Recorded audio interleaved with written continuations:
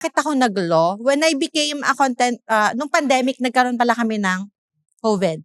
Yung asawa ko, muntik na siyang mamatay. Oh my God. As in, muntik na siyang mamatay. Nagkaroon siya nabutasan siya dito sa leeg. Ganon na yung level na pag hindi nag-okay yun, mamamatay na siya. So, nag-okay.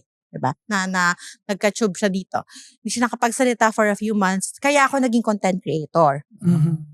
Pag naghahanap ako ng source ng income, kasi binenta na namin lahat mula sa kotse and everything, binenta na namin So, para lang mabuhay siya kasi milyon yung bill namin. Although nakatulong naman din ng PhilHealth and everything, nakahingi din kami ng assistance. But lahat, as in parang nag-back to zero kami. Kaya ako naging content creator. Now, when my husband was going back to teaching pa lang, hindi niya pa ulit kaya magsulat. I was looking for income, naging content creator ako. And then after 1-2 years, nagkaroon ako ng community wherein I talk to people about their problems. Talagang wala lang, kamustahan. You just want to support moms. Dito na nag-start yun kung bakit ko gusto mag-law. May mga moms na nagtatanong kung anong gagawin nila kapag binubugbog sila ng asawa nila. Tapos, ang mga comments ay, asawa mo pa rin yan, wag mong iwan, pag-usap kayo and whatsoever. So, it was really a tough, toxic. It was a tough call for me to, ano bang sasabihin ko dito na, ano ka ba, ba't ganyan ka? Who am I? Parang who am I to say that? And then other than that was the outer community that I had. My own sister, na niloko din siya ng asawa niya, iniwan din siya and all. Parang that was the point na, I wanted to act. I wanted to be someone that can take charge.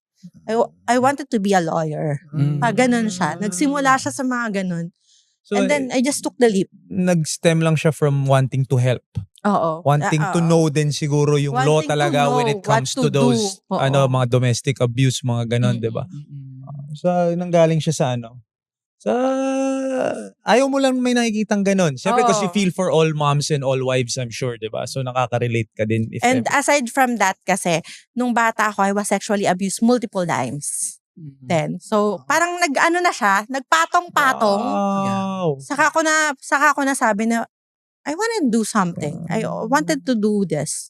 That's why you're also an advocate of women's rights. Yes, violence specifically against yung women. VAUC and gender-based violence, no?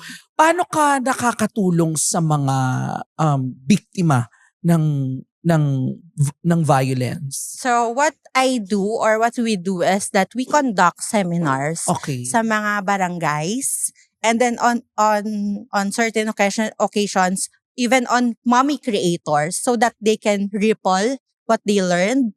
Pwede nilang i-share din online so that it can reach the people nan online. Pero yun nga, pag online ganon ang ginagawa ko. Pag naman personal, pumupunta talaga kami sa mga lugar to give the seminars.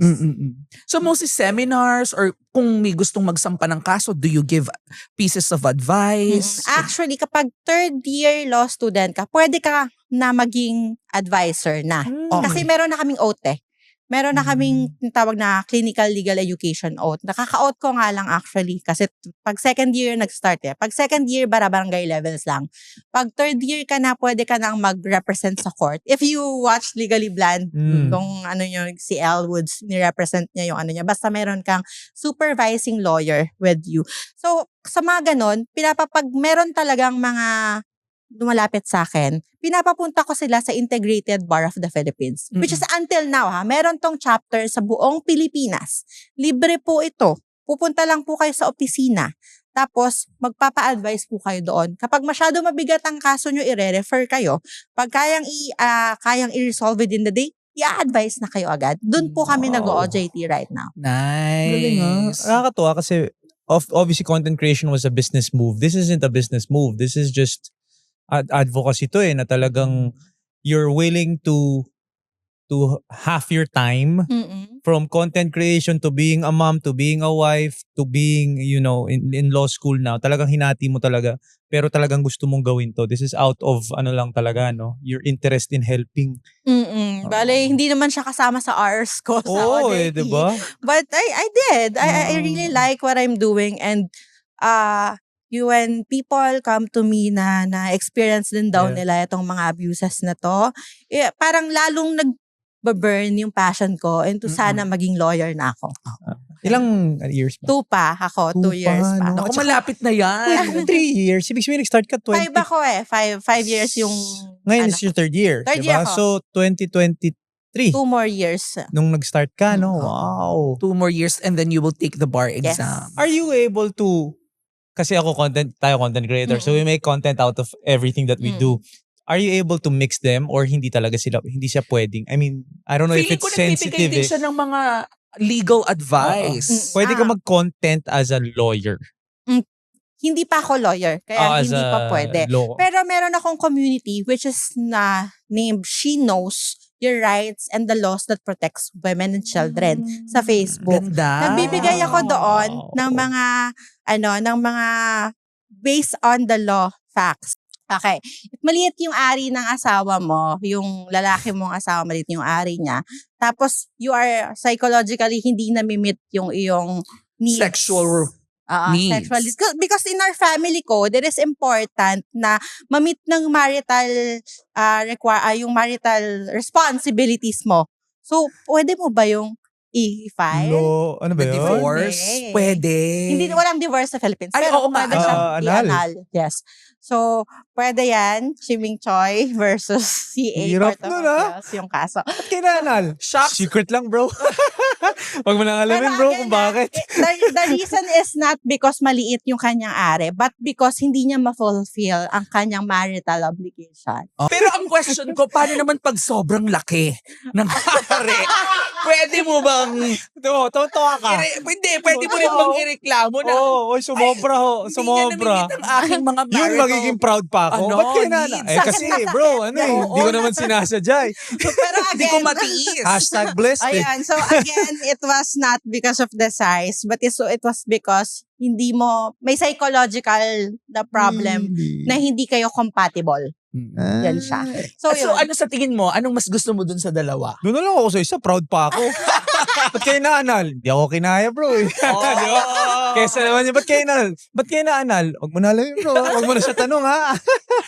Grabe, ganun Tito pala Jokes yun. talaga yun. So, ganun. Meron So, pala yun. yun Wow. lang ang pwede kong gawin to give facts that is based Meron on nang the law. nagtanong sa'yo nun? Hindi naman. Hindi naman. That was nalaman mo some lang. of the facts Ah, that talaga? nag-aaralan namin yun. Kasi Yeah. landmark case yun sa sa family, sa persons and family relations. Really? So, mga So, ganun. ang bottom line lang is kapag may mga nagtatanong about batas, anong Pwede. pwede nilang Pwede gawin ka na, legally, nakapagbibigay ka na ng advice Only sa if I am in community the mo. office. No. Only if I am in the office. Okay. Kasi kapag personal, client, client attorney relationship na yon. Pero sa community mo, kuya na nagtatanong, Nangyari sa Facebook Nanay group, Jeka, ano kayang pwede kong gawin? Ganito, ganyan. General questions na lang. Kunyari, Nanay Jeka, gusto kong palitan yung apelido ng anak ko. Anong gagawin? Pwede yon. Pwede yon. Pero hindi mo sasabihin na ganito ang gagawin mo. Sa batas natin, ito yung gagawin mo, dadaan ka ng judicial court, ito yung papabago mo, bakit mo kailangan yan. Ganun lang, step by step. Hindi ka pwedeng mag-advise sa kanya na ito yung gawin mo. Ng legal advice yet kasi Oo. hindi ka pa lawyer. Pwede mong gawin yun sa office because you are under the Yes, supervision supervising of another lawyer. lawyer. Yes. Galing ganun pala yun. So it's really, kumbaga, binalance mo na lahat. How do you separate them? Mentally, hindi ka ba na mentally draining? Parang ang dami mong anak eh. Nangyayari Siya ang nanay din siya. ng bayan. anak eh. Oo Nanay nga eh. Jeka, ang nanay ng bayan. Galing, no? So how do you balance that mentally? Ikaw, physically, mukhang ano mo naman eh. Oo. Nakuha mo na yung schedule mo eh. Pero mentally, how do you separate? O pag, kunyari, wala ka sa law, school, hindi ka nagko-content, nasa bahay ka lang, quiet evening, how do you turn it off? We're traveling as a family. Travel Actually, lang, mo. sobrang nakino-content ko pa. Ewan ko, I think it's innate in me talaga. Hindi, may sorry, pero may content na trabaho, may content na masaya ka lang kasi organically nagko-content ka lang. It Organically, doesn't yes. feel like work.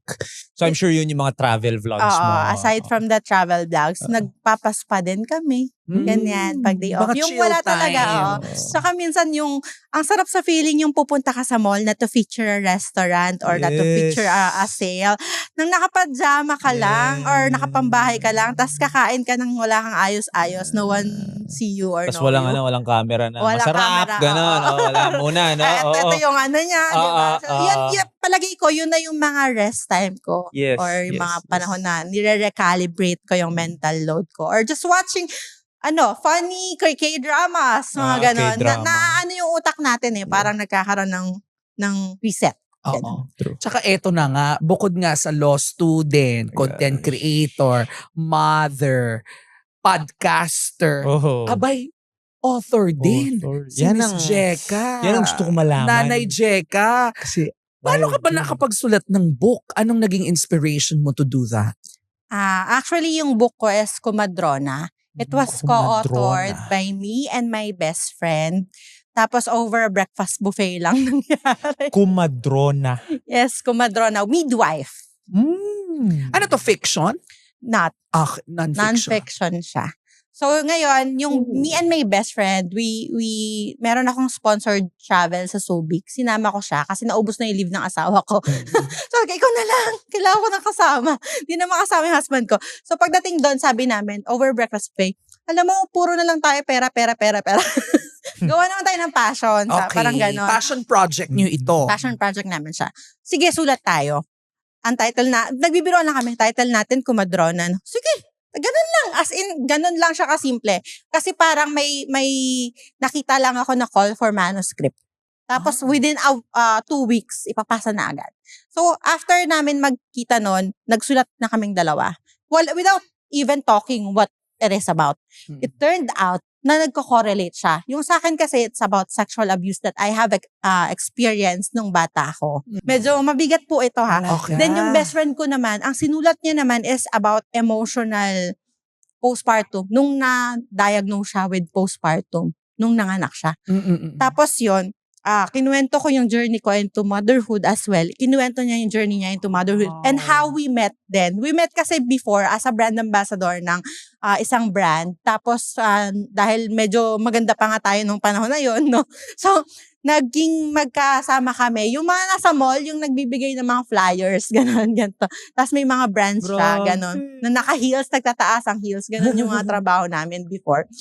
Then, yun lang, how we met each other, how we became each other's kumadrona.